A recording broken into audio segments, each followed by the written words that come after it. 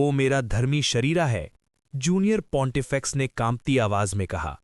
मैंने इसे सच्ची ऊर्जा के 3000 समूहों के साथ बनाया है और ये मेरी ऊर्जा के समुद्र में सुरक्षित होना चाहिए। आपको ये कैसे मिला? वहां मौजूद सभी लोग पूरी तरह से स्तब्ध रह गए। धर्मी शरीरा धार्मिकता के चर्च की नींव थे। प्रत्येक सदस्य 3000 महान दाओं के कार्यों के आधार पर अपनी ऊर्जा के समुद्र में एक का गठन करेगा।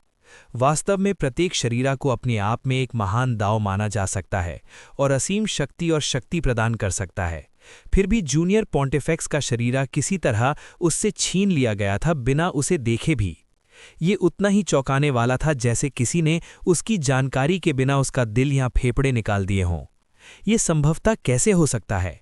स्तब्ध जूनियर पॉन्टिफेक्स ने बस इतना देखा कि छोटू ने अपनी उंगली झटक दी, जिससे शरीरा वापस उसके पास उड़ गई।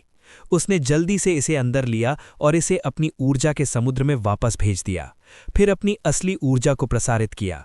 क्या ये मेरे जीतने के रूप में गिना जाता है? छोटू ने शांत स्वर में कहा। कदापि नहीं, जूनियर पॉन्टिफेक्स ने कहा। आपने ऐसा करने के लिए किसी प्रकार के विशेष जादुई खजाने का उपयोग किया होगा। जाहिर है जूनियर पॉन्टिफेक्स ने बस ये मानने से इनकार कर दिया कि छोटू के पास संभवतः एक ऐसी क्षमता हो सकती है जो गहरी हो। फिर मुझे लगता है कि मुझे वास्तव में लड़ने की जरूरत है। अचानक वो गति में धुंधला हो गया। जूनियर पॉन्टिफेक्स के ठीक सामने दिखाई दिया। जूनियर पॉन्टिफेक्स ने एक हमले में अपना हाथ काट दिया, लेकिन छोटू ने बस उसकी कलाई पकड़ ली और उसे हवा में फेंक दिया। मेरी माफी मांगती हूं, उन्होंने कहा। इससे पहले कि कुछ और हो पाता, छोटू ने अपनी मूल स्थिति में वापस आ गया। इस बीच जूनियर पॉन्टिफेक्स जमीन पर गिरने से पहले बहुत लंबे समय तक हवा में लटका रहा। वहां कई शीर्ष विशेषज्ञ मौजूद थे। फिर भी छोटू इतनी अलौकिक गति से आगे बढ़ रहा था कि कोई भी उसकी हरकतों को ट्रैक नहीं कर सकता था। जी क्योंग को यह भी विश्वास था कि उसने हाल ही में अपनी खेती के आधार में सुधार किया है, क्योंकि अब वो पहले की तुलना में अधिक भयानक लग रहा था और उसने कोई ऊर्जा उतार चढ़ाव भी उत्सर्जित नहीं किया था। उसने ये भी सोचा कि क्या उसने किसी तरह गड़गड़ाहट से ज्ञान प्राप्त किया है। गड़गड़ाहट भी आश्चर्यचकित लग रही थी और उसने एक पल के लिए छोटू की ओर देखा और उसकी आंखों की चमक से ये संदेह लग रहा था कि छोटू ने इससे कुछ सीखा है। सच्चाई ये कि छोटू वास्तव में गड़गड़ाहट का अध्ययन कर रहा था और उसने जो ज्ञान प्राप्त किया था वो उसके दिमाग में समा रहा था। अब वो कुछ चीजें देख सकता था जो अन्य लोग नहीं देख सकते थे। इसका कारण ये था कि वो अनिवार्य रूप से 3 अलग अलग दिग्गजों के कंधों पर खड़ा था। संप्रभु प्रभु, राजा अमर हत्यारा और असीम सच्चा शैतान। आमतौर पर बोलते हुए उनकी 3 ऊर्जा कलाएं संगत नहीं थी, लेकिन वो उन्हें चौंकाने वाले फैशन में एक साथ जोड़ सकता था। अपने अप्रदूषित शरीर के कामकाज के लिए नरक कुचलने वाले गॉड मैमथ की ताकत के साथ मिलकर वो खुद को बेहतर बनाने के लिए संदर्भ के बिंदु के रूप में पर्लिंग की ऊर्जा कला का उपयोग करने में सक्षम था। गड़गड़ाहट की क्षमताओं के बिखरे हुए टुकड़े लेकर वो अपनी असली ऊर्जा को बुलबुले जैसी चीजों में बनाने के बिंदु पर पहुंच रहा था, और उन्होंने इस क्षमता को परफेक्ट गॉड आर्ट कहने का फैसला किया था। यद्यपि परफेक्ट गॉड आर्ट केवल विकास के प्रारंभिक चरणों में था, लेकिन जितना अधिक ज्ञान प्राप्त होगा वो उतना ही दुर्देय बन जाएगा। कांपते हुए जूनियर पॉन्टिफेक्स अपने पैरों पर चढ़ गया। उसकी दृष्टि तैर रही थी। कुछ क्षण पहले उसे एक नरस्वर की तरह महसूस हुआ था जब छोटू ने उसे हवा में फेंक दिया था। छोटू के अपनी मूल स्थिति में वापस आने से पहले उन्हें किसी भी अपनी ऊर्जा कला को उजागर करने का मौका भी नहीं मिला था। छोटू ने एक ऐसी गति और कौशल का प्रदर्शन किया था जिसे केवल पूर्णता के शिखर के रूप में ही प्रशंसित किया जा सकता था। ऐसा कोई तरीका नहीं है कि आप इतने कुशल हो सकते हैं, जूनियर पॉन्टिफेक्स ने कहा। यह निश्चित रूप से एक चाल थी। वास्तव में वो लड़ना जारी रखने ही वाला था कि चर्च ऑफ रिटनेस के परमपदस्थ ने कहा, बस आप उसके लिए कोई मुकाबला नहीं है। जूनियर सेक्टर लॉर्ड छोटू, आपकी मेरी ईमानदारी से प्रशंसा है। पॉन्टिफेक्स बता सकता था कि छोटू किसी सामान्य व्यक्ति की तुलना में बहुत अधिक शक्तिशाली था, इस हद तक कि उसे उससे लड़ने में भी भरोसा नहीं था। मैं प्रभावित हूं, किसी ने कहा। उनके शब्दों के साथ हल्की तालियां बजीं। पास की एक मेज पर एक विद्वान के रूप में एक आदमी बैठा था। उसके साथ कई शिष्य भी थे जो विद्वानों के रूप में ही तैयार थे। आदमी के सामने मेज पर शराब का एक जग इतना सुगंधित था कि हर कोई आश्वस्त था कि ये देव दुनिया से ही आया होगा। ये टीएन अर्थ अकेडमी से हैं, जी क्योंग ने समझाया। ये विश्वसनीय ऊर्जा कलाओं वाले विद्वानों और कन्फ्यूशियनों का एक विशाल संप्रदाय है। ये बहुत शक्तिशाली हैं। उन्होंने औपचारिक अनुष्ठान विकसित किए जिन्हें वो मूल रूप से अमर दुनिया में फैलाना चाहते थे, हालांकि वो ऐसा करने में कभी सफल नहीं हुए। ये कहा जा सकता है कि वे बहुत मजबूत हैं, संभवतः इतने ही जितने कि कई सामान्य महाशक्ति संप्रदायों को एक साथ रखा गया हो। मैंने सुना है कि उनके नेता एकांत में भयानक स्तर पर पहुंचने की कोशिश कर रहे हैं, हालांकि उन्हें अभी तक सफलता नहीं मिली है। जी क्योंग ने सिर हिलाया। क्या आपके पास मेरे लिए कोई सलाह हो सकती है, श्रीमान? मैं आपको सलाह देने की हिम्मत नहीं करूंगा, विद्वान ने उत्तर दिया। हालांकि मेरे पास देव दुनिया से शानदार शराब का एक जग है। ये देखते हुए कि आप कितने मजबूत हैं, क्या आप हमारे साथ पीने में रुचि रखेंगे? विद्वानों में से एक और ठहाका लगाकर हंसा। बिल्कुल, शिक्षित लोगों के लिए केवल लड़ाई और हत्या की परवाह करना शर्म की बात है। ये देखने के लिए शराब पीने की प्रतियोगिता क्यों नहीं कि कौन अधिक वीर है। यदि आप हमारे देव दुनिया की शराब को संभाल सकते हैं तो हेवन अर्थ अकेडमी निश्चित रूप से आपको एक दोस्त मानेगा। शर्त है, छोटू ने कहा। क्या यही वो शानदार शराब है जिसके बारे में आप बात कर रहे हैं? अचानक दर्शकों ने महसूस किया कि उसके पास अत्यंत सुगंधित शराब का जग था। उपस्थित सभी लोग आश्चर्य से घूरते रह गए। विद्वान ने तुरंत मेज की ओर देखा और देखा कि उसका शराब का जग अभी भी था, जिससे वो हंसने लगा। क्या ये किसी प्रकार का मजाक है छोटे भाई? ये शराब। लेकिन जैसे ही वो जग को पकड़ने के लिए आगे बढ़ा, उसकी आंखें चौड़ी हो गईं क्योंकि उसका हाथ उसके ठीक मध्य से गुजर गया। ये एक भ्रम के अलावा और कुछ नहीं था, जो बाद में कुछ भी नहीं में फीका पड़ गया। किसी तरह छोटू ने असली जग ले लिया था और उसे नकली से बदल दिया था। सभी विद्वान स्तब्ध रह गए। सनसनाहट। छोटू गति में धुंधला हो गया, मेज के चारों ओर इतनी तेजी से घूम रहा था कि कोई भी ये नहीं देख सकता था कि वो क्या कर रहा है। आप क्या सोचते हैं भवदियों और सज्जनों? प्रभावित? कृपया आइए एक साथ शराब पिएं। सभी ने अपने पीने के कटोरों की ओर देखा और देखा कि वो शराब से भरे हुए थे। विद्वानों के समूह ने तुरंत अपने कटोरे उठाए और एक ही शॉट में शराब गिरा दी, फिर हंसने लगे। अविश्वसनीय, सचमुच अविश्वसनीय। आपने जो भी मूवमेंट तकनीक या जादुई तकनीक का उपयोग किया वो अद्भुत था। मैं आप सभी से उठने का आग्रह करूंगा, छोटू ने अपनी कुर्सी पर वापस बैठते हुए कहा। अचानक सब कुछ हिंसक रूप से कांपने लगा और विद्वानों को महसूस हुआ कि किसी प्रकार की अविश्वसनीय शक्ति उन्हें खड़े होने के लिए मजबूर कर रही है। वो जो भी ऊर्जा कला का विरोध करने की कोशिश करते वो पूरी तरह से बेकार रहती, और वो सभी खड़े होने के लिए मजबूर थे। उनके चेहरे पर आश्चर्य के भाव थे। और अब बैठिए। छोटू की ऊर्जा कलाएं एक बार फिर से बढ़ गईं और विद्वान वापस बैठ गए। अब ये स्पष्ट था कि उसने किसी मूवमेंट तकनीक का उपयोग नहीं किया था, बल्कि उसकी ऊर्जा कला का उपयोग किया था। उपस्थित कोई भी व्यक्ति कैसे अनुमान लगा सकता था कि विल मैनिफेस्टेशन सेक्ट के जूनियर सेक्टर लॉर्ड इतने शक्तिशाली होंगे? एक क्षण बाद अन्य मेज पर बैठे एक हट्टे कट्टे आदमी ने कहा, हाउस ऑफ मार्शल बुद्धास के गृहस्वामी के रूप में मुझे ये देखने में बहुत दिलचस्पी है कि किसकी मुट्ठी तकनीक बेहतर है। जूनियर सेक्टर लॉर्ड, आपकी या मेरी? पहले की तरह हम पीछे हटेंगे और गंभीर चोट नहीं पहुंचाएंगे। ये एक मार्शल प्रतियोगिता होनी चाहिए थी, लेकिन ये देखते हुए कि गृहस्वामी एक दोस्त थे तो स्पष्ट रूप से ये एक दोस्ताना मैच होगा जिसमें कोई हत्या का इरादा नहीं होगा। उनके शब्दों से बहुत कुछ स्पष्ट हो गया था। मैं किसी भी श्रेष्ठता का दावा करने की हिम्मत नहीं करूंगा, गृहस्वामी, और केवल ये कह सकता हूं कि आप मुझ पर दया करें। इसके साथ वो गति में धुंधला हो गया, गृहस्वामी के ठीक सामने दिखाई दिया। हालांकि उनकी मूवमेंट तकनीक उन्हें तैरते हुए विलो कैटकिन की तरह भारहीन बना देती थी, लेकिन इसने उन्हें एक ही समय में एक पहाड़ के रूप में भारी और शक्तिशाली बना दिया। जिस प्रकार की शक्ति ऐसा कर सकती है? गृहस्वामी का भाव टिमिट गया जब उसे एहसास हुआ कि छोटू कितना शक्तिशाली होना चाहिए। हालांकि उन्होंने अपना संयम बनाए रखा और कहा, मेरे पास एक तकनीक है जिसे डिक्लिविटी चेन हैमर कहा जाता है, जिसमें मैंने हाल ही में महारत हासिल की है। इसमें कुल 81 रुख हैं। सावधान रहिए, जूनियर सेक्टर लॉर्ड। ये लड़ाई पहले से बहुत अलग थी, क्योंकि छोटू अब सेक्ट के नेताओं में से एक के साथ उलझ रहा था। जाहिर है सेक्ट के सभी अन्य नेता ये देखने के लिए बहुत बारीकी से देख रहे थे कि चीजें कैसे चलेंगी। गड़गड़ाहट। गृहस्वामी मार्शल बुद्ध ने अपनी मुट्ठी से प्रहार किया और मुट्ठी की ऊर्जा के हमले से पूरा क्षेत्र कांप उठा। सभी को उम्मीद थी कि वो चालों की एक पूरी श्रृंखला उजागर करेंगे, लेकिन उनके आश्चर्य के लिए उन्होंने केवल एक का उपयोग किया। हालांकि वो एक मुट्ठी का हमला तुरंत 81 छायादार प्रक्षेपों में विभाजित हो गया, जो सीधे छोटू की ओर शूट हुए। एक ही चाल में 81 रुख अपनाने के लिए किस स्तर की मुट्ठी तकनीक की आवश्यकता थी? पूरा कमरा अब जोर जोर से कांप रहा था। शुक्र है ये डिस्ट्रैक्शन लेस कैसल के बीच में स्थित था, जिसमें अकल्पनीय रूप से शक्तिशाली जादुई कानून थे, अन्यथा ये तुरंत मलबे में बदल जाता। इस कदम के जवाब में छोटू अप्रत्याशित रूप से अपनी जगह पर बना रहा। फिर उसने अपने हाथों को एक गोलाकार चाप में अपने सामने घुमाया, जो स्वर्ग और पृथ्वी के अच्छे भाग्य की गहराई के अनुरूप था।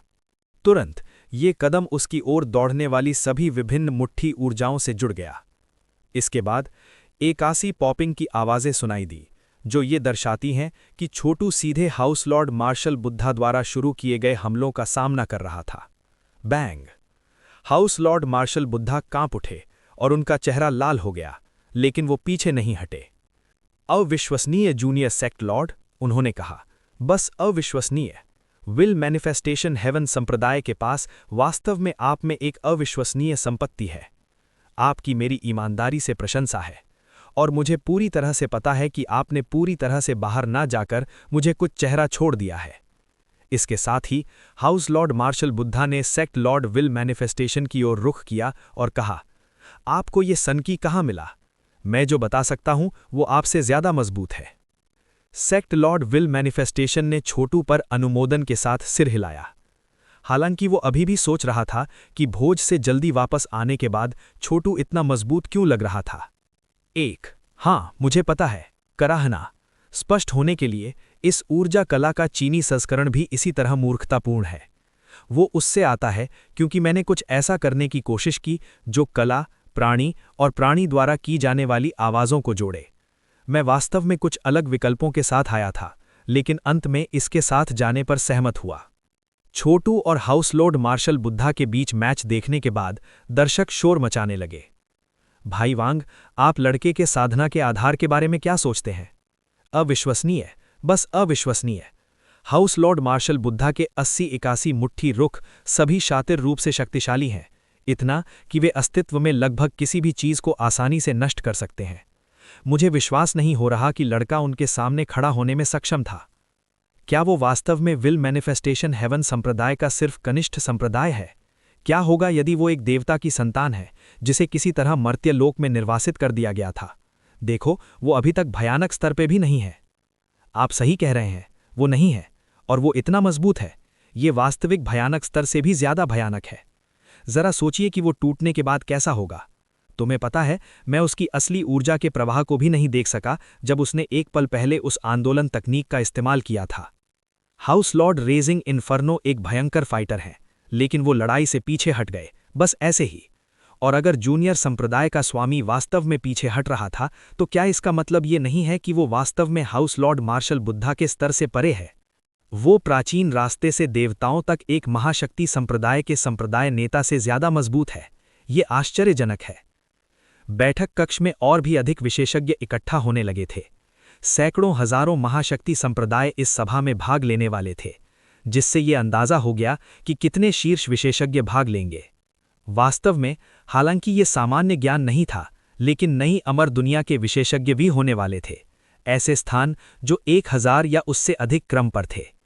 ये वो लोग थे जो लंबे समय से ग्रेट नेक्रोपोलिस में मौजूद थे, लेकिन हाल ही में अमर दुनिया के एक बड़े संग्रह का हिस्सा बन गए थे। संप्रदाय सभा में भयंकर लड़ाई और हत्या के इरादे तो निश्चित रूप से बहुत कुछ था। गठबंधन बनने से पहले रक्त परम लीग लॉर्ड के स्थापित प्राधिकरण के रूप में बहता था। वास्तव में ये वैसा ही होगा जैसे grand emperor rage fire broil heaven ने डाउ डिफेंस लीग पर नियंत्रण कर लिया हो। हालांकि इस बैठक में भाग लेने वाले लोगों की तुलना में उस समय का grand emperor rage fire broil heaven एक चींटी से थोड़ा सा अधिक होगा। छोटू ने हाउस लॉर्ड मार्शल बुद्धा पर अपनी विजय हासिल करने के कुछ ही समय बाद एक नई आवाज सुनाई दी, जैसे ही लोगों का एक बड़ा समूह हॉल में दाखिल हुआ। शाबाश लड़के! इस समूह के सभी सदस्यों ने टाट के कपड़े पहने हुए थे और उनके चेहरे इतने ढीले थे जैसे लग रहा था कि वे बहुत लंबे समय से धूप में नहीं गए हों। जाहिर है कि जिस आदमी ने बात की थी वो समूह का नेता था और उसकी निगाहें छोटू पर टिकी हुई थीं। उसकी नज़र इतनी तेज थी जैसे कि वो बिजली से बनी हो। अप्रत्याशित रूप से उपस्थित किसी ने भी ये नहीं पहचाना कि ये लोग कौन थे।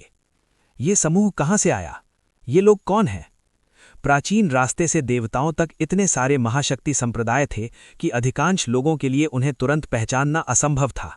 हर एक विशेषज्ञ को पहचानना तो दूर की बात थी। इसके साथ ही ऐसे एक शक्तिशाली संप्रदाय का होना असंभव लग रहा था जिससे कोई परिचित नहीं था। टाट ओढ़े मनिक कैथीड्रल। और आप वास्तव में टाट पहन रहे हैं? क्यों? क्या आपके परिवार में किसी की मृत्यु हो गई है? हम अभी मिले हैं और आप पहले से ही असभ्य हो रहे हैं। आप लोग मुझे कुएं में मेंढकों की तरह लगते हैं।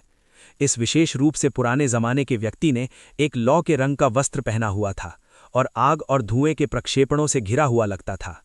खुले में उड़ते हुए उन्होंने कहा, यदि आपका टाट ओढ़ा कैथीड्रल वास्तव में देवताओं के लिए प्राचीन रास्ते के संप्रदायों से बेहतर है, तो क्यों न हमें ये प्रदर्शन दे दें कि आप क्या करने में सक्षम हैं। वो रेजिंग इन्फर्नो अमर घर के गृहस्वामी हैं, सेक्ट लॉर्ड विल मैनिफेस्टेशन ने कहा। उनका व्यक्तित्व उनके संप्रदाय के नाम की तरह उग्र है और वे कठोर और अडिग होने के लिए जाने जाते हैं। मुझे यकीन है कि उन्होंने हाल ही में उस शीर्ष मार्शल आर्ट में महारत हासिल कर ली है जिस पर वे काम कर रहे थे। लेकिन ग्रेट नेक्रोपोलिस के ये लोग वास्तव में बहुत अहंकारी हो रहे हैं। यदि ये हमारे लिए नहीं होता तो वे अभी भी अपनी अमर दुनिया में फंसे होते, ग्रेट नेक्रोपोलिस की विशालता से अनजान होते। वे निश्चित रूप से बहुत अहंकारी हैं, पीक लॉर्ड मेमरी ने कहा, लेकिन उनकी अमर दुनिया की रैंकिंग अविश्वसनीय है। यदि 1000वें स्थान पर अमर दुनिया भयानक विशेषज्ञ पैदा कर सकती है, तो आपको 2000वें रैंक वाली दुनिया से किस प्रकार के लोगों की उम्मीद करनी चाहिए? उनके पास आसमान में बादलों से अधिक विशेषज्ञ होने चाहिए। और ये आपको आश्चर्य में डालता है कि क्या दुनिया 3000 रैंक पर है। वे कैसे होंगे 3000 रैंक पर? पीक लॉर्ड सेलेस्टियल ने घबराकर उत्तर दिया, मैंने ऐसी किसी भी जगह के बारे में नहीं सुना है। मुझे यकीन है कि उनके पास कम से कम कुछ मध्य भयानक विशेषज्ञ होंगे। मुझे आश्चर्य है कि क्या ऐसे लोग दिखाई देंगे। इस बीच हाउस लॉर्ड रेजिंग इन्फर्नो का सामना सॉक्लॉथ कैथीड्रल के लोगों से हो रहा था, जो जाहिर तौर पर लीग लॉर्ड के स्थान के लिए लड़ने में भी दिलचस्पी रखते थे। टाट पहने पुरुषों में से एक ने आगे बढ़कर कहा, तो तुम्हें ये चाहते हो कि तुम्हारा सिर सबसे पहले चॉपिंग ब्लॉक पर हो? ठीक है, तुम जंगली वास्तव में बहुत सारे अहंकारी ताली पिछाड़ी हो, है ना? हाउस लॉर्ड रेजिंग इन्फर्नो ने कहा, क्या तुम्हें वास्तव में लगता है कि देवताओं के लिए प्राचीन रास्ते से कोई विशेषज्ञ नहीं है? टाट ओढ़े व्यक्ति ने अपना सिर हिलाया। पहले से ही यही पंक्तियां हैं, है ना? देखो बूढ़े आदमी, यदि तुम जिद्दी होने पर जोर देते हो तो मुझे लगता है कि मेरे पास तुम्हें सबक सिखाने के अलावा कोई विकल्प नहीं है। आज यहां आने से पहले हमने 2000वें रैंक वाली अमर दुनिया के अन्य टॉप विशेषज्ञों के साथ गठबंधन किया। हम देखना चाहते हैं कि प्राचीन रास्ते से देवताओं तक के तुम बाहरी लोग कैसे हो। हम यहाँ के मूल निवासी हैं और बहुत जल्द ही हम तुम्हें अपने घर से बाहर निकाल देंगे। क्या ऐसा है? ठीक है, चलो देखते हैं कि तुम्हारे पास क्या है। सच कहा जाए तो हाउस लॉर्ड रेजिंग इन्फर्नो को वास्तव में थोड़ा घबराया हुआ महसूस हो रहा था। ये अन्य बहुत से पुराने जमाने के लोगों के लिए भी ऐसा ही था। उनमें से किसी ने भी कभी ये नहीं सोचा था कि ग्रेट नेक्रोपोलिस के मूल निवासी किसी प्रकार का गठबंधन बनाएंगे। और जाहिर है कि टाट ओढ़े गृहस्वामी कैथीड्रल के लोग केवल हिमशैल का सिरा थे। यदि और महान नेक्रोपोलिस मूल निवासी दिखाई दिए तो इसका मतलब था कि लड़ाई शायद किसी की उम्मीद से भी ज्यादा तीव्र होगी। कोई नहीं जानता था कि ग्रेट नेक्रोपोलिस की गहराई में कितने 2000वें रैंक वाली दुनिया थी।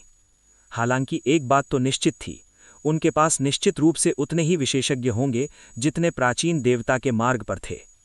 घड़घड़ाने टाट ओढ़े व्यक्ति ने पल भर के लिए भी संकोच नहीं किया। उसने तुरंत एक मुट्ठी प्रहार किया जिससे एक विशाल कब्र के पत्थर की छवि दिखाई दी, जिससे जी क्योंग को बहुत झटका लगा। ये गॉड टूमस्टोन हथेलियां हैं। इसे उत्तराधिकारियों के लिए विरासत कला माना जाता है, लेकिन ये व्यक्ति निश्चित रूप से एक उत्तराधिकारी नहीं है। तो वो इसे कैसे जानता है? यहाँ क्या हो रहा है? मुझे मत बताओ कि 2000वें रैंक के अमर दुनिया के लोग स्वाभाविक रूप से गॉड टूमस्टोन बीज के साथ पैदा होते हैं। हालांकि ऐसा लगता है कि गॉड टूमस्टोन पाम्स का ये संस्करण मुझसे थोड़ा अलग है। दोनों पार्टियां आपस में भिड़ गईं, जिससे हाउस लॉर्ड रेजिंग इन्फर्नो को बार बार वापस जाने के लिए मजबूर होना पड़ा। एक निश्चित बिंदु पर उसकी उग्र वस्त्र को टुकड़ों में काट दिया गया था, जिससे उसकी शक्तिशाली काया का पता चलता था। जाहिर है वो इस लड़ाई में अच्छा प्रदर्शन नहीं कर रहा था। God tombstone palm great necropolis की सर्वोत्कृष्ट ऊर्जा कला थी, एक असीम तकनीक जो देवताओं को दफना सकती थी, अमरों को दफना सकती थी, मनुष्यों को दफना सकती थी, स्वर्ग को दफना सकती थी और पृथ्वी को दफना सकती थी। जैसे जैसे वे आगे पीछे लड़ते थे, दर्शक हाउस लॉर्ड रेजिंग इन्फर्नो को और अधिक हताश होते हुए देख सकते थे। आखिरकार वो पीछे की ओर लड़खड़ा गया, पीला सफेद, उसके मुंह से खून निकल रहा था। टाट पहने आदमी ने ठंड से सूंघा। कूड़ेदान का टुकड़ा, मुझे विश्वास नहीं हो रहा है कि आप मुझसे लड़ने की हिम्मत करेंगे। क्या आप मरना चाहते हैं? मेरे गॉड टूमस्टोन पाम्स ग्रेट कब्रिस्तान की सर्वोत्कृष्टता है। आप जानते हैं, अगर आपने लड़ने के लिए कुछ रणनीति का इस्तेमाल किया होता तो मुझे आपको हराने में मुश्किल हो सकती थी।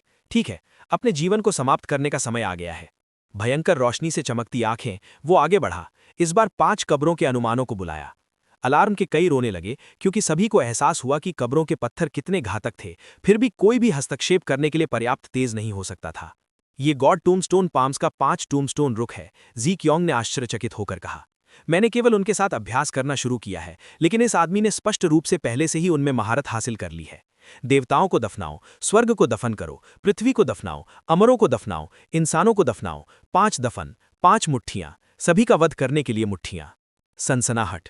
जब छोटू ने देखा कि हाउस लॉर्ड रेजिंग इन्फर्नो मारा जाने वाला है, तो वो आने वाले 5 मुट्ठी हमलों को पूरा करने के लिए युद्ध के मैदान में धुंधला हो गया। उसने एक हथेली बढ़ाई, जिससे उसकी महत्वपूर्ण ऊर्जा एक चीनी मिट्टी के बर्तन जैसा कुछ बनाने के लिए प्रेरित हुई, जिसने 5 कब्रों को घेरा। फिर बुलबुला फूट पड़ा, जिसने आने वाले हमलों को पूरी तरह से नकार दिया। टाट पहने आदमी 3 कदम पीछे हट गया, उसकी आंखें चमक रही थीं। जाहिर है उसने कभी किसी ऐसे व्यक्ति का सामना नहीं किया था जो इतनी आसानी से उसके 5 मकबरे के रुख को नकार सके। क्या आप ठीक हैं सीनियर रेजिंग इन्फर्नो? छोटू ने पूछा, जब तक कि मैं आपके भीतर से महान कब्रिस्तान की ईश्वर शक्ति को हटा नहीं देता। छोटू ने हाउस लॉर्ड रेजिंग इन्फर्नो की पीठ पर अपनी हथेली रखी और उसमें सच्ची ऊर्जा प्रवाहित हो गई। समय की 3 सांसें बीतने के बाद महान कब्रिस्तान की देव शक्ति उसके भीतर से चली गई थी। न केवल हाउस लॉर्ड रेजिंग इन्फर्नो इस प्रक्रिया से पूरी तरह से ठीक हो गया था, बल्कि उसने वास्तव में महसूस किया कि वो किसी तरह आत्मज्ञान के उच्च स्तर पर पहुंच गया है। सम्मानपूर्वक हाथ मिलाते हुए उसने कहा, आप वास्तव में एक न्यायपूर्ण व्यक्ति हैं जूनियर संप्रदाय स्वामी, और आप मुझसे बहुत मजबूत हैं। आपने मेरी जान बचाई। यहां से रेजिंग इन्फर्नोज का अमर घर विल मैनिफेस्टेशन हेवन संप्रदाय द्वारा दिए गए किसी भी आदेश का पालन करेगा। आप बहुत विनम्र हैं, छोटू ने उत्तर दिया, और इस तरह के प्रस्ताव की कोई आवश्यकता नहीं है। हमारे दोनों संप्रदाय सहयोगी के तौर पर एक साथ काम कर सकते हैं, ये स्वीकार्य से बहुत अधिक है। जाहिर है ये महान कब्रिस्तान के मूल निवासी यहाँ बुरे इरादे से आए हैं और मैं इसके लिए खड़ा नहीं होऊंगा। तो क्या आप अपना सिर भी चॉपिंग ब्लॉक पर चाहते हैं लड़के? टाट पहने आदमी ने कहा, उसके चेहरे पर एक भयानक मुस्कान खेल रही थी। तुम मजबूत हो तो क्यों ना ग्रेट नेक्रोपोलिस की सेना में शामिल हो जाओ। जब हम अंततः पूरी जगह को जीत लेंगे तो आपके पास एक उच्च पद होगा। आखिरकार हम देवताओं के लिए प्राचीन सड़क तक फैल जाएंगे और उस पर भी नियंत्रण कर लेंगे। हम वे कथित निष्पादकों को भी समाप्त कर देंगे। उसके दमनकारी लहजे से यह स्पष्ट लग रहा था कि इस आदमी के पास भरोसा करने के लिए कुछ बहुत बड़ा समर्थन होना चाहिए। ग्रेट नेक्रोपोलिस अमर दुनिया को बाएं दाएं थूक रहा है, तो ये कल के दिनों में आपकी दुनिया को भी बाहर भेज दिया जाएगा। जब आप अमर दाव सभ्यता का हिस्सा होंगे तो आप क्या करेंगे? वो हंसा। हम वहां सभी को गुलाम बना लेंगे। भले ही सभी बाहरी लोगों को देवताओं के लिए प्राचीन सड़क पर निष्कासित कर दिया जाएगा और हमारे आने की प्रतीक्षा करें कि हम व्यवस्था स्थापित करें और सभी को गुलाम बनाएं। प्रतिक्रियाओं की एक और बुनबुनाहट सुनाई दी। पागल, वो पूरी तरह से पागल है। हम इन लोगों को यहां आने की अनुमति क्यों दे रहे हैं? चलो इन्हें बाहर निकालते हैं।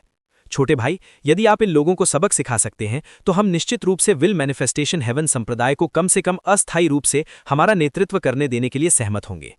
मुझे विश्वास नहीं हो रहा है कि ये लोग इतने असभ्य हैं। हम इस संप्रदाय सभा में सामान्य जमीन तलाश करने के लिए सहमत हुए, सभी निष्पादकों और राक्षस दैत्यों से निपटने के लिए एक गठबंधन बनाने के लक्ष्य के साथ। जैसा कि पता चलता है, ये ग्रेट नेक्रोपोलिस जंगली उतने ही बुरे हैं, इन्हें बाहर निकालने की जरूरत है। कुछ संप्रदाय के नेता इतने गुस्से में थे कि ऐसा लग रहा था जैसे वो टाट में लोगों को मारना चाहते हैं। जो कोई भी एक और शब्द कहेगा उसका संप्रदाय मिटा दिया जाएगा। जिस आदमी ने अभी हाउस लॉर्ड रेजिंग इन्फर्नो को हराया था, उसने चारों ओर देखा और जिस किसी ने भी उस पर अपनी निगाहें महसूस की, उसने तुरंत अपना मुंह बंद कर लिया। आप मैल वास्तव में वध करने के योग्य हैं, उन्होंने जारी रखा। छोटू की ओर देखते हुए उन्होंने कहा, मैंने जो अभी कहा उस पर विचार करें लड़के। देखो, तुम मजबूत हो सकते हो, लेकिन तुम अकेले बस इतना ही हासिल कर सकते हो। तुम विल मैनिफेस्टेशन हेवन संप्रदाय से हो ना? क्या तुम जानते हो कि केवल एक विचार से हम ग्रेट नेक्रोपोलिस के महान रक्त के ऐसे संप्रदाय को आसानी से मिटा सकते हैं? तुम्हारे जैसे चीटी जैसे संगठन स्वयं का वर्णन करने के लिए महाशक्ति संप्रदाय शब्द का उपयोग करके मौत का सामना कर रहे हैं। वास्तव में थड़। इससे पहले कि वो एक और शब्द कह पाता, छोटू ठीक उसके सामने आ गया और उसके चेहरे के किनारे पर थप्पड़ मारा, जिससे वो अपने पैरों से उड़ गया और उसके मुंह से खून निकल रहा था। वास्तव में उसे इतनी जोर से मारा गया था कि उसकी खोपड़ी फट गई। छोटू ने कहा, मैं तुम लोगों से बहुत सारे अहंकारी शेखी बघारने और दंभी होते हुए सुनता हूं, मुझे लगता है कि अगर मैंने तुम्हें अपनी जगह नहीं दी तो तुम्हें वास्तव में लगेगा कि तुम ग्रेट नेक्रोपोलिस में सबसे मजबूत ताकत हो। ग्रेट नेक्रोपोलिस को प्राचीन सड़क से देवताओं के लोगों के लाभ के लिए भेजा गया था, जिसका मतलब है कि तुम हमारी सेवा करने के लिए बाध्य हो। जैसे ही वो अपने हाथों को पीठ के पीछे बांधे खड़ा था, वो पूरी तरह से आकस्मिक और सहज लग रहा था। गठन में आओ, टाट पहने लोग चिल्लाए, छोटू को घेरने के लिए दौड़े। उसी समय उनका नेता उस आदमी के पास गया जिसे छोटू ने थप्पड़ मारा था, उसे ठीक करने के लिए उसमें सच्ची ऊर्जा डाल दी। फिर उसने ऊपर देखा और शांत स्वर में कहा, क्या तुम समझते हो कि तुमने क्या किया है? तुम अपने पूरे संप्रदाय को नष्ट करने वाले हो। इस बिंदु पर ग्रेट नेक्रोपोलिस में कोई भी तुम्हें नहीं बचा सकता। उसे मार डालो पॉन्टिफिक्स, वो आदमी चिल्लाया जिसे छोटू ने मारा था। उसकी आंखें नफरत से धधक रही थीं। क्या तुम्हें सचमुच लगता है कि तुम्हारे पास उसे ठीक करने के लिए है? छोटू ने पूछा। उसकी आंखों में एक हल्की सी मुस्कान थी। उस समय पॉन्टिफिक्स को एहसास हुआ कि उसने गणना में गलती कर दी है। दुर्भाग्य से उसे बहुत देर हो चुकी थी। घड़घड़ाहट। उसके अधीनस्थ ने अचानक एक पीड़ादायक चीख छोड़ी, जैसे कि वो नर्क से अनगिनत यातना विधियों का अनुभव कर रहा हो। उसकी पीड़ादायक चीख की आवाज सभी दर्शकों के रोंगटे खड़े करने के लिए काफी थी। यहां तक कि जब सभी ने देखा, चिल्लाता हुआ आदमी अचानक विस्फोट हो गया, जिससे पॉन्टिफिक्स पर खून के छींटे पड़े और सॉक क्लॉथ कैथीड्रल के बाकी सदस्यों को नई चोटों के साथ पीछे भेज दिया। शीतलता और क्रूरता से गूंजते हुए छोटू ने कहा, चूंकि आपका लक्ष्य यहां के सभी संप्रदायों को गुलाम बनाना है, इसीलिए ये स्पष्ट रूप से तुम्हें जीवित छोड़ने का विकल्प नहीं है। तुम उतने ही दुश्मन हो जितने प्राचीन सड़क के निष्पादक हैं। इसके साथ ही वो टाट पहने मैनों में से एक के पास तैर कर गया और उस पर हाथ रख दिया। तुरंत उसका सिर फट गया और उसका शरीर एक लाश में बदल गया, जो फिर जमीन पर गिर गया। फिर छोटू ने एक और आकस्मिक हथेली का प्रहार किया, जिससे सॉक क्लॉथ कैथीड्रल के एक और विशेषज्ञ की मौत हो गई। इसके बाद वो खुद हैरान पॉन्टिफिक्स की ओर बढ़ा, जिसने पीछे हटते हुए साथ ही साथ अपने हाथों को बाहर निकाला, जिससे पत्थर के रंग की किरणें निकलकर उसके ठीक सामने मकड़ी के जाले जैसा कुछ बन गया। ये सभी घटनाएं इतनी तेजी से हो रही थीं कि दर्शकों के पास प्रतिक्रिया देने का समय नहीं था। शुक्र है कि छोटू को शी युआन से लड़ने का बहुत मूल्यवान अनुभव था। इसके अलावा उन्होंने अपनी परफेक्ट गॉड आर्ट विकसित करना शुरू कर दिया था। इसीलिए वो पत्थर के रंग की किरणों द्वारा बनाई गई जटिल बाधा के बावजूद आसानी से आगे बढ़ सकता था। कुछ भी उसके रास्ते को अवरुद्ध नहीं कर सकता था जब वो पॉन्टिफिक्स पर बंद हो गया। छोटू ने एक हथेली बाहर फेंकी और पॉन्टिफिक्स ने उसे अपने गॉड टूमस्टोन हथेलियों से मिलाया। एक विशाल समाधि शिला प्रकट हुई जो आत्माओं को दबा सकती थी और ग्रेट नेक्रोपोलिस की सच्ची शक्ति को व्यक्त कर सकती थी।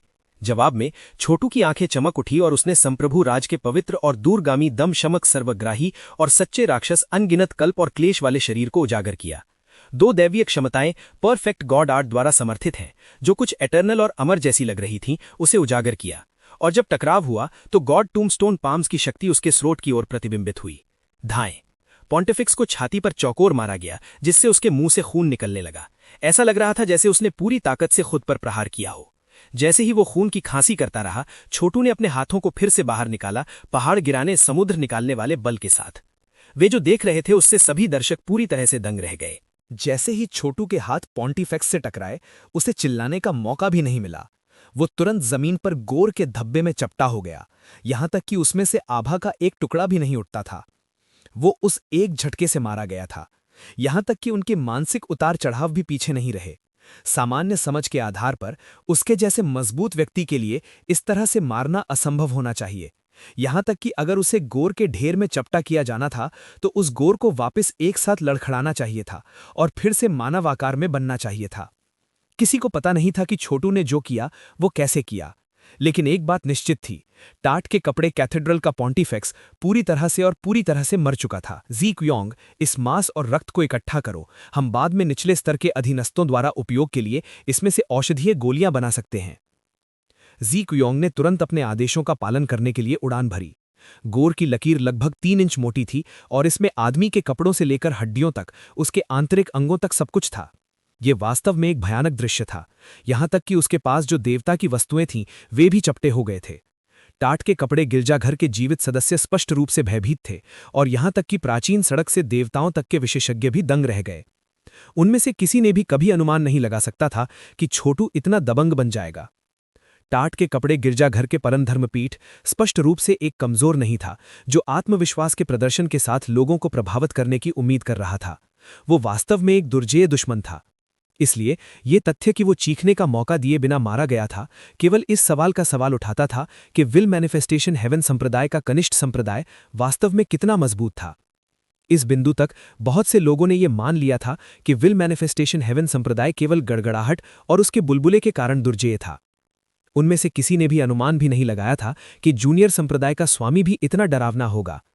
तुम लोग टाट के कपड़े गिरजाघर के लोग अपने घुटनों पर बैठ जाओ। जब तक आप विल मैनिफेस्टेशन हेवन संप्रदाय में शामिल नहीं होते तब तक आप अपने उस पॉन्टिफेक्स की तरह ही समाप्त हो जाएंगे। टाट कैथेड्रल के शेष दर्जन भर या उससे अधिक मुख्य बुजुर्गों ने छोटू को खाली भावों से देखा। वे जंगली महत्वाकांक्षाओं के साथ कुछ समय पहले यहां आए थे, लेकिन अब वे भावनाएं चली गई थीं, गोर के धब्बे के साथ खुरचकर दूर हो गई थीं, जो उनके पॉन्टिफेक्स के बचे हुए थे। धप, वे सभी अपने घुटनों पर गिर गए। हमें बख्श दो यंग हीरो, कृपया। फिर उन्होंने झुकते हुए अपना सिर जमीन पर पटकना शुरू कर दिया। हम आपके संप्रदाय में शामिल होंगे। टाट कैथेड्रल स्पष्ट रूप से के लिए किया गया है। हम विल मैनिफेस्टेशन हेवन संप्रदाय का हिस्सा बनना चाहते हैं। ठीक है, उस स्थिति में मैं आपके दिमाग में कुछ वार्डिंग मंत्र रखूंगा। यदि आप विरोध करते हैं तो आप मर जाते हैं। उसने अपनी उंगली फड़काई, जिससे कई वार्डिंग मंत्र बाहर निकल गए, जो टाट के कपड़े गिरजाघर से लोगों के दिमाग में दब गए। इसके बाद वे विल मैनिफेस्टेशन हेवन संप्रदाय के सदस्य होंगे, जिसमें वार्डिंग मंत्र संप्रदाय के बारे में सभी बुनियादी जानकारी देंगे। वार्डिंग मंत्र लागू होने के बाद वे संप्रदाय स्वामी विल मैनिफेस्टेशन के पास गए, फिर से अपने घुटनों पर गिर गए और कहा, हम सलाम करते हैं सेक्ट लॉर्ड। संप्रदाय के स्वामी इस बात से प्रसन्न थे कि छोटू ने कितना अच्छा प्रदर्शन किया था और उन्होंने संप्रदाय की महिमा को कैसे आगे बढ़ाया था। क्या छोटू इसे अपने अधिक से अधिक प्रतिद्वंदियों को हटाने के अवसर के रूप में उपयोग कर सकता है? उन्होंने सोचा। बहुत अच्छा, चलो किनारे पर खड़े हो जाते हैं और असेंबली शुरू होने का इंतजार करते हैं, उन्होंने कहा। छोटू, यहां बहुत ज्यादा सीन मत बनाओ। याद रखो, इस सभा का लक्ष्य अन्य संप्रदायों के साथ एक मजबूत गठबंधन बनाना है। जी हां सर, संप्रदाय स्वामी, छोटू ने कहा। हालांकि मैं वास्तव में इस तरह के अहंकारी किशोरों के बारे में चिंतित हूं जो हमें गुलाम बनाने की कोशिश कर रहे हैं। मुझे आश्चर्य है कि क्या पहले एक छोटा और अस्थायी गठबंधन बनाना एक अच्छा विचार होगा। ऐसा ना हो कि और महान नेक्रोपोलिस जंगली हमारे लिए समस्याएं पैदा करें। उपस्थित पुराने लोगों के लिए यह स्पष्ट था कि छोटू उपस्थितों के साथ एक छोटे गठबंधन का प्रस्ताव कर रहे थे। ये देखते हुए कि ये कनिष्ठ संप्रदाय कितना मजबूत था, वो स्पष्ट रूप से चाहता था कि उसका संप्रदाय इस प्रस्तावित नए गठबंधन का लीडर बने। पहले ये संभावना नहीं थी कि संप्रदाय के नेता इस तरह की किसी भी बात के लिए सहमत हुए होंगे, लेकिन शो के बाद जो छोटू ने अभी प्रदर्शन किया था, ये इस जरूरी नहीं था कि अब एक पूर्व निष्कर्ष था। इसके अलावा यह संभावित था कि इस तरह के गठबंधन के बिना उपस्थित कई संप्रदाय असेंबली के माध्यम से नहीं टिकेंगे।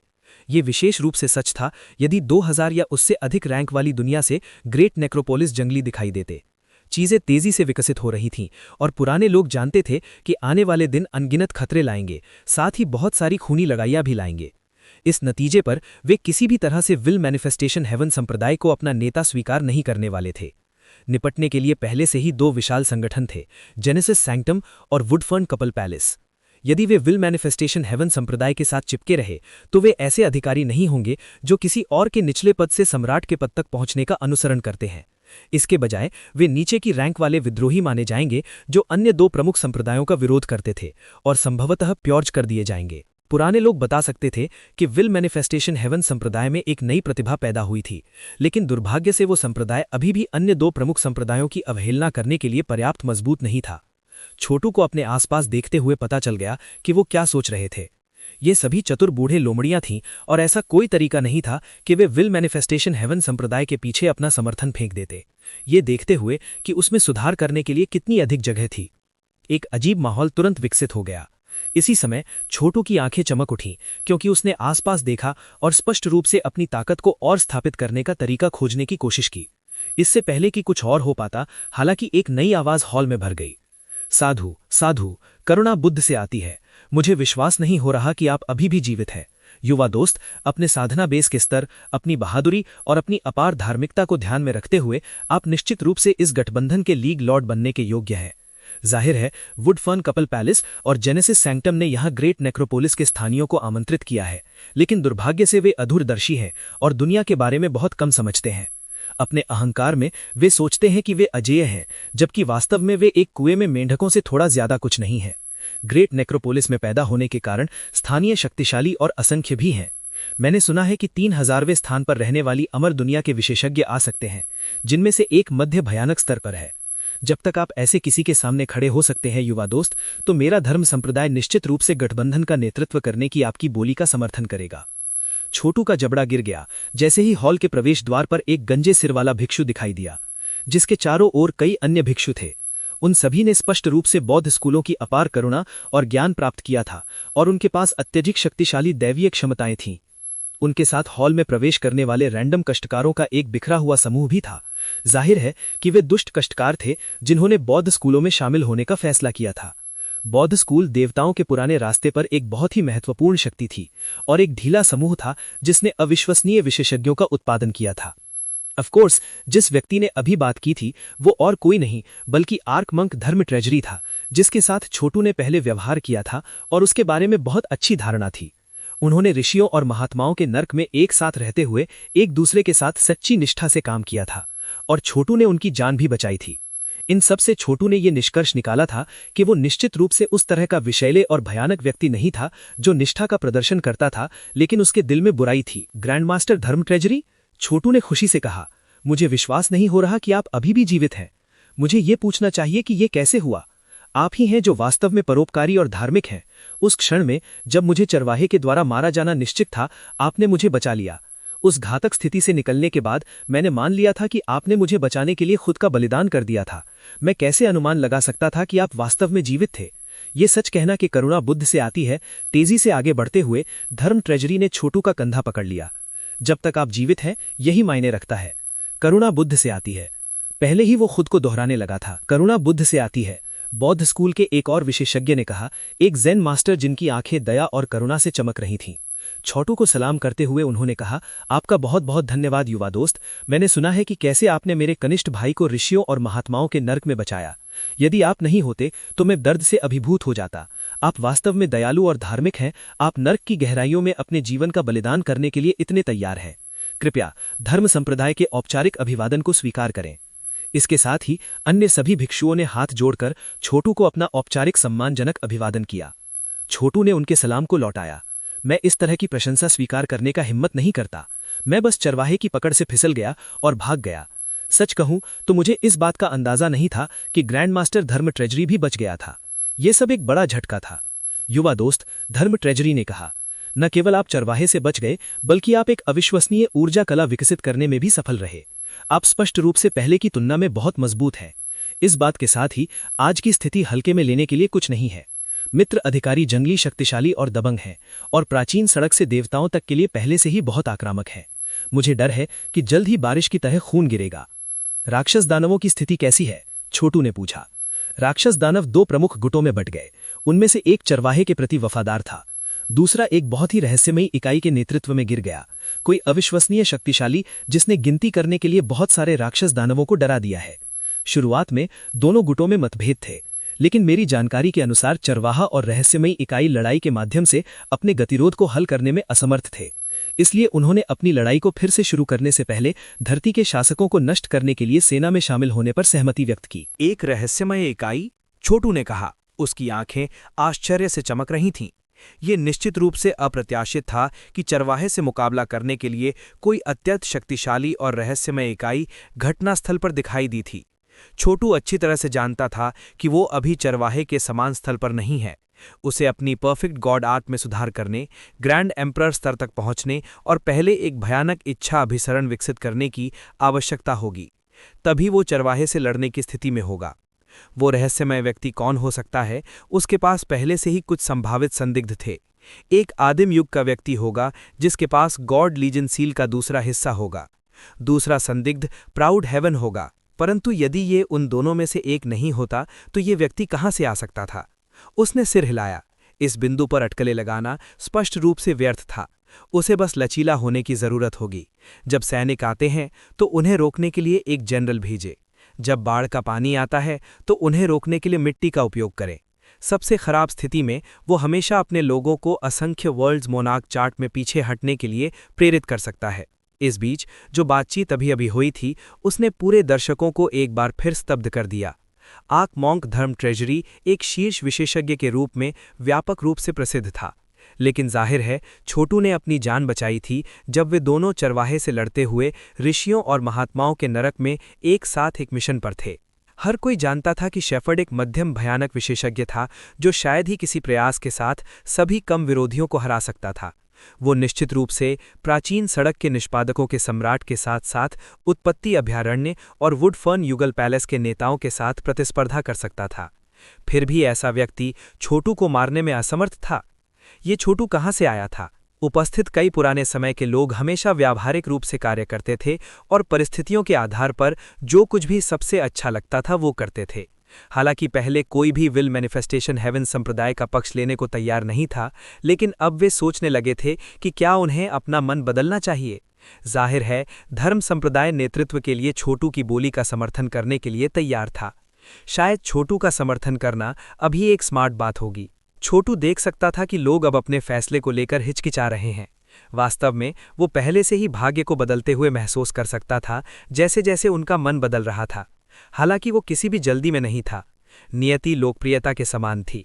जैसे जैसे किसी की प्रतिष्ठा बढ़ती गई और उन्होंने दूसरों के दिलों को प्रभावित किया, भाग्य बदल जाएगा। विश्वास समान था, हालांकि इसमें कर्म शामिल था और ये बहुत हानिकारक हो सकता था, यहाँ तक कि लोगों को शैतानों के दांव पर भी खींच सकता था। इस वजह से नियति के साथ काम करना अधिक सुरक्षित था। ग्रैंड मास्टर, छोटू ने कहा, कृपया एक सीट है। मेरे पास कुछ प्रश्न हैं जिन पर मैं आपकी राय जानने की उम्मीद कर रहा था। धर्म संप्रदाय के भिक्षुओं ने उनका निमंत्रण स्वीकार किया और जैसे ही वे बैठे, उन्होंने तुरंत जेडफॉल की बाहों में घुरुंडन देखा। बेशक वे इस बारे में फैलाई जा रही अफवाहों से भी अवगत थे। ग्रैंड मास्टर्स, छोटू ने पूछा, ये देखते हुए कि आप कितने अनुभवी और ज्ञानी हैं, क्या आपको पता है कि ये घुरुंडन वास्तव में क्या है? ग्रैंड मास्टर भिक्षुओं ने अजीब निगाहों का आदान प्रदान किया, इससे पहले कि उनमें से एक ने कहा, मुझे ये कहते हुए शर्म आ रही है कि हमारे बौद्ध ग्रंथों और अभिलेखों में ये इंगित करने के लिए कोई जानकारी नहीं है कि ये आपका गुरुंडन क्या है। मुझे डर है कि बुद्ध को भी इसका कोई ज्ञान नहीं था। गुरुंडन गुरुंडन गुरुंडन जेडफॉल की बाहों में पड़ा था। उसके पैर हवा में चिपके हुए और आगे पीछे हिल रहे थे। ये बहुत प्यारा था और इतने सारे शक्तिशाली विशेषज्ञों की उपस्थिति में होने के लिए बिल्कुल भी परेशान नहीं लग रहा था।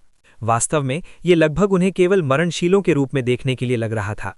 छोटू हमेशा उस पर नजर रखता था, उसकी हर गति और गति को देख रहा था और जो कुछ भी उसने देखा उसका उपयोग अपनी समझ और ज्ञान को आगे बढ़ाने के लिए कर रहा था।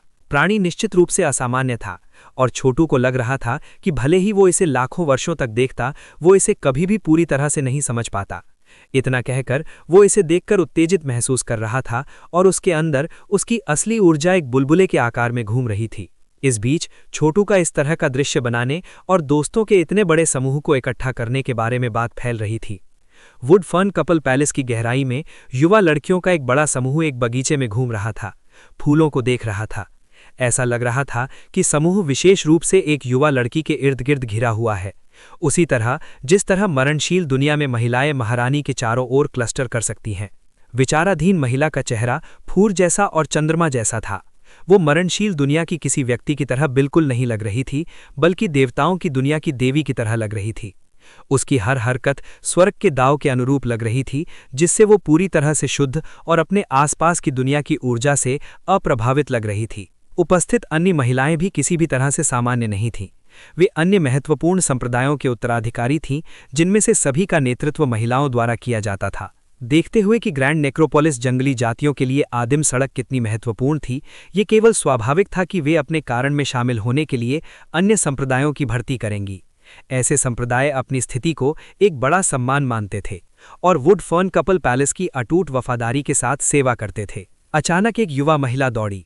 जूनियर महारानी, घुटने टेकते हुए और एक जेड ताबीज पकड़ते हुए उसने कहा, अभी अभी कुछ बड़ा हुआ। हमने टाट रहित कैथेड्रल के पॉन्टिफेक्स को सभा में आमंत्रित किया, जो ग्रेट नेक्रोपोलिस के मूल निवासियों में से एक था, लेकिन मुख्य हॉल में हाथापाई हो गई और उसकी मृत्यु हो गई। इसे मुझे दे दो, जूनियर महारानी ने एक हाथ बढ़ाते हुए कहा। ऐसा लग रहा था जैसे ये किसी देवी का हो। जवाब में जेड ताबीज गहरे रंग की प्रकाश की एक किरण बन गई जो उसकी हथेली पर उड़ गई। वहां इसने हॉल में जो कुछ भी हुआ था उसकी एक छवि प्रस्तुत की, जिसमें छोटू अपनी आंदोलन तकनीक के साथ इधर उधर घूम रहा था, साथ ही हजारों बिजली के बोल्ट के रूप में शक्तिशाली हमले कर रहा था। ये टाट रहित कैथेड्रल के पॉन्टिफेक्स के साथ समाप्त हुआ, जो गोर की एक रेखा में कम हो गए। विल मैनिफेस्टेशन हेवन संप्रदाय का ये जूनियर संप्रदाय अविश्वसनीय है। वे अच्छी तरह से लड़ते हैं। 100 क्लॉथ कैथेड्रल के वे लोग वास्तव में बहुत अशिष्ट थे। उन्हें हराए बिना हम प्राचीन सड़क से देवताओं को ये कैसे साबित कर सकते हैं कि हमारे रैंक्स में प्रतिभावान लोग हैं? बड़ी बहन, आपने उन जंगली लोगों को यहाँ वास्तव में क्यों बुलाया? वे आखिर तक बदमाश और जैसे लगते हैं। क्या उन्हें लाना भेड़िए को अपने घर में आमंत्रित करने जैसा नहीं है? विल मैनिफेस्टेशन हेवन संप्रदाय के जूनियर संप्रदाय भी भयानक स्तर पर नहीं है। मुझे आश्चर्य है कि क्या वो एक उत्तराधिकारी है। केवल उत्तराधिकारी ही भयानक स्तर पर आए बिना भयानक कार्यकर्ताओं से लड़ सकते हैं। हालांकि किसी कारण से ऐसा नहीं लगता कि ये जूनियर संप्रदाय एक उत्तराधिकारी है। बुलबुला जानवर वास्तव में प्यारा है और ये जूनियर संप्रदाय के मालिक से भी भयानक है। आप सही कह रहे हैं। बुलबुले जानवर को बस अपना मुंह खोलना होगा और ये असीमित संप्रदाय के नेताओं को नष्ट कर सकता है। ओह, वैसे क्या जेनेसिस सैंक्टम के जूनियर पॉन्टिफ ने बुलबुले जानवर के मालिक को रात के खाने पर बुलाया था? इसका नाम क्या है फिर से? Z fall? इससे कुछ भी क्यों नहीं आया? जूनियर पॉन्टिफ इस तरह का व्यक्ति होता है जो तब तक आराम नहीं करेगा जब तक कि उसे वो नहीं मिल जाता जो वो चाहता है। महिलाओं के समूह ने एक पल के लिए बातचीत करने के बाद जूनियर साम्राज्ञी ने उन्हें बाधित किया। बहुत अच्छा। तुरंत पूरा समूह शांत हो गया। इस जूनियर संप्रदाय के मालिक ने कुछ भी विशेष रूप से प्रभावशाली नहीं किया। अगर मुझे ऐसा लगता तो मैं टाट के क्लॉथ कैथेड्रल के पॉन्टिफेक्स को मार सकता था। शायद चरवाहे एक अलग कहानी होगी। अगर वो आया तो मुझे अपनी जान बचाने के लिए भागना होगा। इस जूनियर संप्रदाय के पास अन्य वस्तुएं या क्षमताएं छिपी हो सकती हैं, इसलिए हम इसे कम आंकने का जोखिम नहीं उठा सकते। जहां तक ग्रेट नेक्रोपोलिस जंगली जातियों का सवाल है, हम वास्तव में उन्हें यहां बुलाना नहीं चाहते थे। जाहिर है कि कोई उन्हें पर्दे के पीछे से संगठित कर रहा है। अपना गठबंधन बनाने के बाद उन्होंने एक साथ काम करने और काम करने की पेशकश करने की पहल की। पहला कदम हमारी सभा में भाग लेना था। हालांकि देखते हुए कि चीजें कैसे खेली गई हैं, ऐसा लगता है कि वे उससे भी अधिक महत्वाकांक्षी हैं जितना वो जाने देते हैं। वे स्पष्ट रूप से लीग लॉर्ड की स्थिति को हड़पना और हमें गुलाम बनाना चाहते हैं। मुझे ऐसा लगता है कि वे प्राचीन सड़क के निष्पादकों से अपने संकेत ले रहे हैं। वे निश्चित रूप से उतने ही बुरे हैं जितने कि निष्पादक। ये केवल वुडफर्न कपल पैलेस की सुरक्षा के कारण है कि हम बिना निष्पादकों के विश्वासघात के शिकार हुए वर्षों तक जीवित रहने में कामयाब रहे हैं। दुर्भाग्य से हमने भेड़िए को भी बाहर नहीं निकाला है, फिर भी चीता पहले से ही हमारा पीछा कर रहा है। ऐसा लगता है कि हम वास्तव में दुर्भाग्य से ग्रस्त हैं। चिंता की कोई आवश्यकता नहीं है, जूनियर साम्राज्ञी ने कहा। दुनिया में जितनी अधिक अराजकता मौजूद है, लाभ उठाने के उतने ही अधिक अवसर हैं। अराजकता का दौर वो होता है जब नायक उभरते हैं। मेरा अनुमान है कि जंगली जातियां हमारी सभा में भाग लेना इसलिए चाहती हैं क्योंकि उन्हें पहले से ही निष्पादकों से परेशानी होने लगी है, और अगर वे एक दूसरे को समाप्त करने के लिए तैयार हैं तो ये वो अवसर हो सकता है जिसकी हमें आवश्यकता है। अन्य महिलाओं ने सहमति में सिर हिलाया। जेड ताबीज लाने वाली युवती की ओर मुड़ते हुए जूनियर साम्राज्ञी ने मुझसे आपसे जूनियर पॉन्टिफ के रात के भोजन में क्या हुआ इसके बारे में कुछ जानकारी इकट्ठा करने के लिए कहा था। क्या आपको कुछ मिला? मैंने किया, जूनियर महारानी। मुझे सारी जानकारी मिल गई। जूनियर पॉन्टिफ को भारी नुकसान हुआ। वर्षों से उनके द्वारा भर्ती किए गए सभी अधीनस्थ मारे गए और उनके प्रबंधक शीर्ष विशेषज्ञ यूनक चेन को भी काट दिया गया। इसके अलावा उनके पास एक विशाल गठन स्थापित था जिसे नष्ट कर दिया गया, और 3 लोग जिन्हें उन्होंने आमंत्रित किया था वे बस टहल रहे थे। दुर्भाग्य से ग्रेट नेक्रोपोलिस जंगली जातियों के साथ गड़बड़ी के कारण मुझे तुरंत रिपोर्ट लाने का मौका नहीं मिला। क्या? यहां तक कि जूनियर साम्राज्ञी भी इस रिपोर्ट से चौंक गईं। क्या आप गंभीर हैं? मुझे मत बताओ कि जूनियर पॉन्टिफ इस अपमान के अधीन होने जा रहा है। जेनेसिस सैंक्टम में बहुत सारे विशिष्ट विशेषज्ञ हैं। आप सोचेंगे कि अगर विल मैनिफेस्टेशन हेवन संप्रदाय ने बेशर्मी से उनके कुछ लोगों को मार दिया तो वे काउंटर अटैक करेंगे और उन्हें समाप्त कर देंगे। ऐसा लगता है कि विल मैनिफेस्टेशन हेवन संप्रदाय किसी को भी एहसास होने की तुलना में बहुत अधिक शक्तिशाली है। युवती ने उत्तर दिया, मेरे पास उत्पत्ति गर्भगृह की दासियों में से कुछ जासूस हैं और उन्होंने कहा कि छोटू, जेड फॉल और उत्तराधिकारी जीक योंग ने कोई कदम नहीं उठाया। ये सब बुलबुला जानवर था। एक बार जब यूनक चैन उसके एक बुलबुले में फंस गया तो वो एक पल बाद मर गया। इसके अलावा बुलबुला जानवर ने उस विशाल गठन को नष्ट कर दिया। अंत में जूनियर पॉन्टिफ इतना डर गया कि वो दहशत में अपनी पैंट को पेशाब करते हुए भाग गया। उपस्थित सभी महिलाएं ठहाका मारने लगीं। हालांकि उनकी खुशी को जल्दी से बहुत गंभीर भावों से बदल दिया गया था। क्या बुलबुला जानवर वास्तव में इतना शक्तिशाली है? उनमें से एक ने पूछा। प्राणी ये सब की कुंजी है, जूनियर साम्राज्ञी ने कहा। छोटू केवल माध्यमिक है, वो मजबूत है, लेकिन ऐसा कोई तरीका नहीं है जिससे वो एक मध्य भयानक विशेषज्ञ को संभाल सके। प्राणी, हालांकि मुझे लगता है कि मुझे विल मैनिफेस्टेशन हेवन संप्रदाय के लोगों के साथ बात करने के लिए कुछ समय निकालने की जरूरत है। जूनियर महारानी, क्या आप छोटू को भोजन के लिए आमंत्रित करने का इरादा रखती हैं? हाँ, जूनियर साम्राज्ञी मुस्कुराई। उत्पत्ति गर्भगृह का कनिष्ठ पॉन्टिफिक पूर्ण और पूरी तरह से मूर्ख है। उसने बल और चोरी का सहारा लिया जो सामान्य परिस्थितियों में काम कर सकता था। हालांकि उन्होंने चैनल में अपनी नाव को पलट दिया। जूनियर पॉन्टिफ ने ये अनुमान नहीं लगाने में एक बड़ी गलती की कि वो बुलबुला जानवर कितना मजबूत है। ये सिर्फ ये दिखाने के लिए जाता है कि किसी को कितना सावधान रहना चाहिए। आखिरकार चैनल में शार्क भी हो सकती हैं। तो जूनियर महारानी, क्या आप गुणी पुरुषों के साथ विनम्र व्यवहार करने जा रही हैं और विद्वानों के साथ सम्मानपूर्वक व्यवहार करने जा रही हैं? ठीक है, ये बिना कहे चला जाता है, जूनियर साम्राज्ञी ने उत्तर दिया। मैं विल मैनिफेस्टेशन हेवन संप्रदाय के सभी लोगों को भोजन के लिए आमंत्रित करूंगा और उन्हें हमारे वुड फर्न कपल पैलेस के गुट में भर्ती करूंगा। ऐसा कोई तरीका नहीं है जिससे वे मना कर देंगे।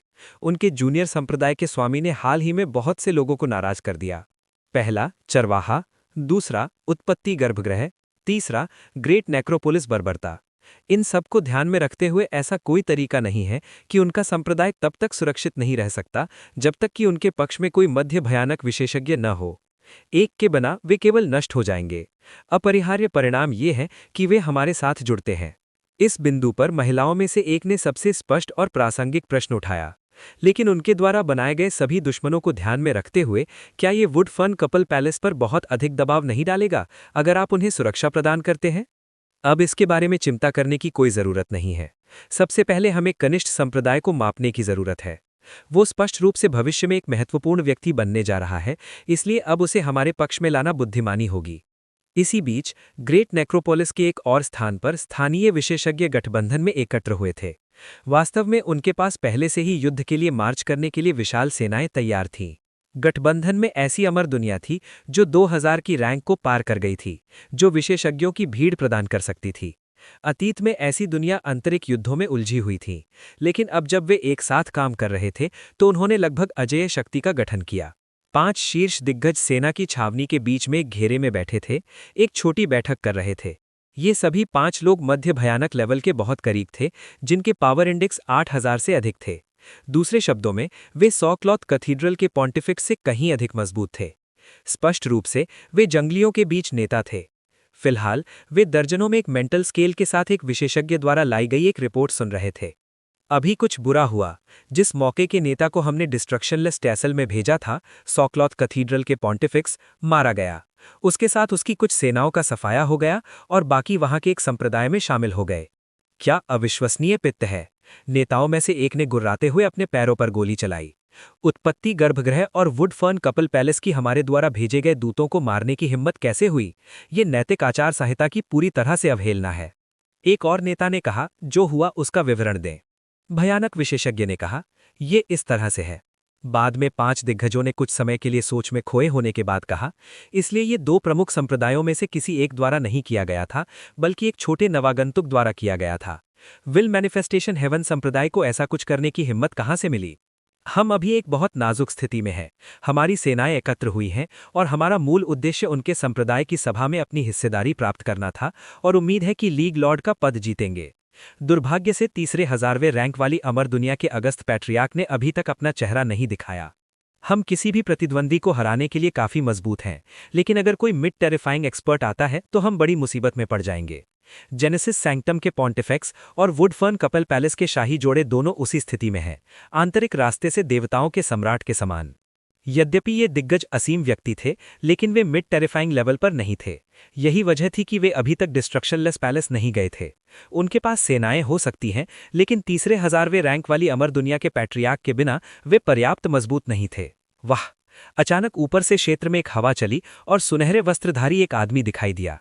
उसका चेहरा अस्पष्ट था, लेकिन उसकी आभा इतनी मजबूत थी कि उसने उपस्थित सभी लोगों पर अत्यधिक दबाव डाला। हमारा सम्मान, कुलपति! हर एक घुटनों के बल गिर गया। ये नवागंतुक निष्पादकों के सम्राट या चरवाहे के समान स्तर का व्यक्ति था। तुमने अपने आदेशों का पालन करने और सेनाओं को एकत्र करने में अच्छा काम किया है। फिलहाल आंतरिक रास्ते से देवताओं तक के लोगों के साथ कोई झगड़ा मत करो। मैं कुछ दिनों में इस मामले को व्यक्तिगत रूप से निपटा दूंगा। जब सब कुछ तय हो जाएगा तो मेरे पास तुम्हारे लिए एक अच्छा सा आश्चर्य होगा। इसके साथ ही सोने की आकृति ने अपना हाथ लहराया और 5 दिग्गजों को 5 कमांड मेडल भेज दिए। वे तीसरे 1000वें रैंक वाली अमर दुनिया के सार से बने हैं, जिन्हें मैंने आत्मसात कर लिया था। उन्हें मिलाने से आप उस दुनिया की शक्ति का उपयोग कर सकते हैं जो मेरे जैसे किसी व्यक्ति के खिलाफ अपनी पकड़ बनाए रखने के लिए पर्याप्त होनी चाहिए।